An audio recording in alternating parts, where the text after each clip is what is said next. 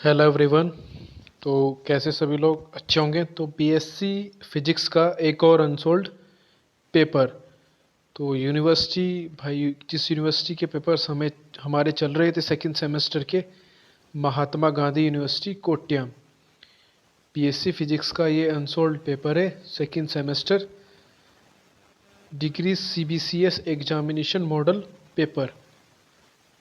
तो ये भाई प्रोग्रामिंग इन सी और model second computer applications programming, इसका एक पेपर हमने अनसोल्ड भाई कर लिया था, लेकिन वो कंप्यूटर एप्लीकेशन प्रोग्रामिंग के लिए था।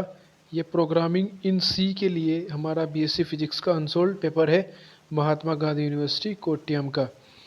टाइमिंग आपकी इसमें भी 3 आवर्स है और मैक्सिमम मार्क्स हमारे 60। इसमें भी भाई 3 पार्ट हैं हमारे। पार्ट ए से स्टार्ट करते हैं। तो सबसे पहले भाई जो क्वेश्चंस आप लोगों से नहीं हो रहे हैं उनके लिए आप लोग कमेंट कर दें, आपको नोट्स मिल जाएंगे। तो पार्ट ए में हमारे शॉर्ट आंसर टाइप क्वेश्चंस हैं। तो 10 क्वेश्चंस के आप लोगों को आंसर देने हैं और एक क्वेश्चन आप लोगों का 1 मार्क्स का है। तो क्वेश्चन नंबर 1 है हमारा, how to execute a C program. Number second, what is an identifier. Third question है, what is the relationship between an assignment statement and an expression. Fourth question है भाई, what are C tokens give example. C tokens क्या होते हैं, example के साथ बताने हैं। फिफ्थ क्वेश्चन भाई, from what part of a program can a function be called. Six question, what do you need a variable. Seventh, what is the meant by recursion. 8. What is a unary operator? Ninth. What is a minimum number of times that a do while loop can be executed? चलिए 10 question, what is a pre procedure directive. Pre process directive क्या है। Number 11, what is a global variable. 12 भाई, what is the range of integer data type in C. 10 को ये है भाई 12 questions हो गए, 10 करने हैं आप लोगों को। सेक्शन बी की ओर बढ़ते हैं भाई अब।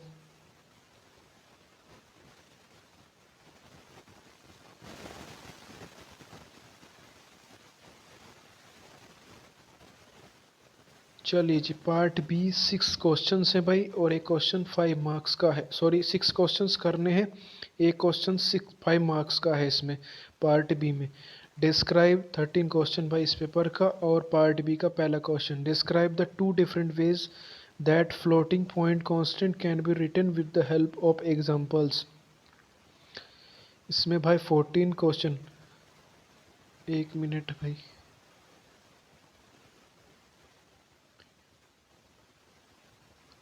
14. What happens when the value of expression in the switch statement matches the value of one of the case labels?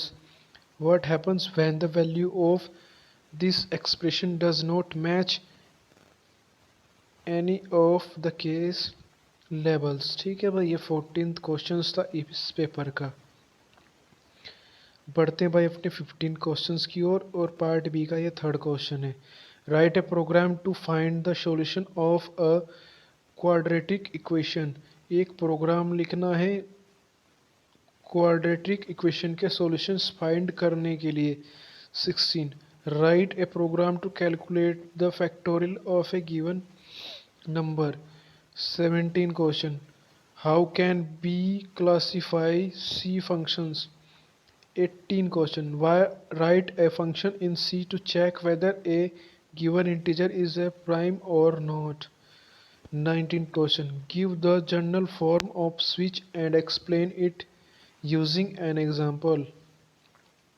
20 question, write a C program to find the sum of all even numbers between 1 and 100. ये भाई हमारा जो question है 20 number, ये भाई बड़ा important है, यानी कि इसमें ओड नंबर्स भी पूछ सकता है इसकी जगह वो।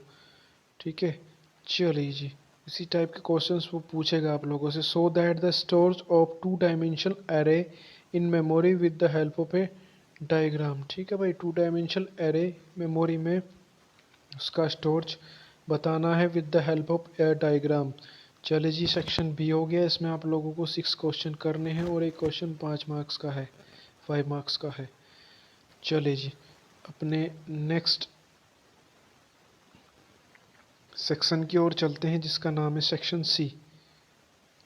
चलिए जी, स्टार्ट करते हैं। सेक्शन सी में आपको 2 क्वेश्चंस करने हैं, 2 क्वेश्चंस करने हैं और एक क्वेश्चन की मार्किंग रहेगी आपकी 10।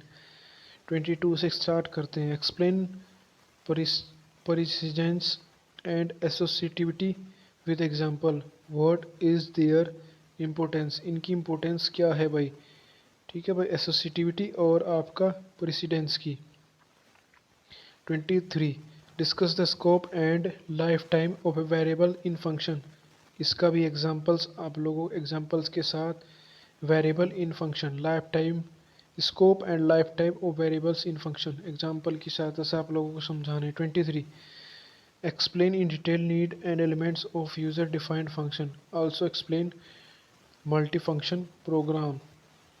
25 given are two one dimension arrays a and b which are sorted in ascending order. Write a program to merge them into a single sorted array D that contains every item from arrays A and B in ascending order। तो भाई 4 questions थे, इसमें से 2 करने हैं आपको part सी में। तो इस टाइप के क्वेश्चंस आप लोगों से पूछे जा सकते हैं। तो भाई मिलते हैं भाई नेक्स्ट वीडियो में। अभी हमारे सेकंड सेमेस्टर के पेपर्स ही चलते रहेंगे। तो मिलते हैं भाई नेक्स्ट वीडियो में। Thank you.